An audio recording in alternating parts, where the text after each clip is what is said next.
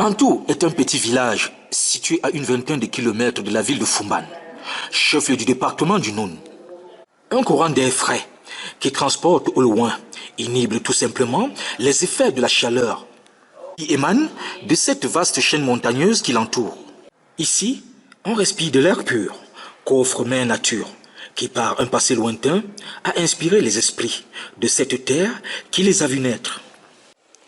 La 14e édition du Bantous Day est rentrée en gare ce 30 décembre 2020 après des festivités colorées qui se sont déroulées dans le village Bantou, situé dans l'arrondissement de Malantoin, département du Noun.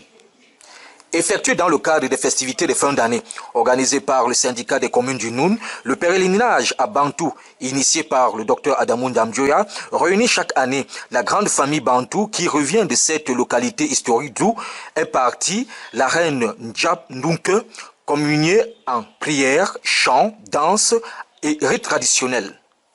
La cérémonie de cette année a connu une forte mobilisation et est la toute première présidée par le chef de famille Ndimon Kop 8, Mambafon 5, Eman Ndamdjoya, qui était entouré des députés à l'Assemblée nationale, des maires du syndicat de la commune du Noun et plusieurs notabilités venues des différents villages du département. C'est plus précisément ici que la reine Ndjamdouke a vu le jour il y a 107 ans, fille du prince Ndimon Kop. Ceci est devenu une tradition. Autour les décembre de chaque année, les filles, fils et petits-fils viennent se purifier, se ressourcer, prier à la mémoire de tous ceux qui sont le fondement du peuple Bamoun. Le thème général de cette 14e édition est du patrimoine légué par le docteur Adamou Ndamdjoya.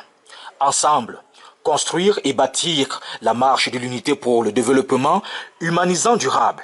Le Fa ou arbre de purification fut posé au centre de la concession, où tous les filles, fils et petits-fils viennent chacun à son tour exécuter le rituel de purification par l'eau bénite dans un vase de terre cuite, tout ceci au rythme de la danse traditionnelle Soro.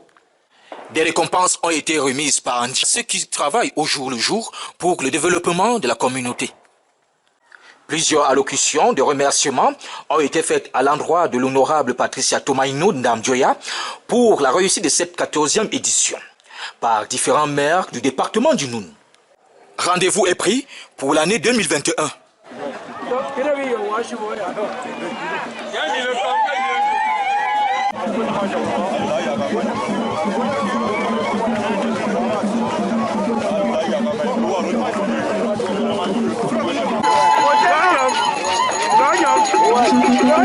Wow.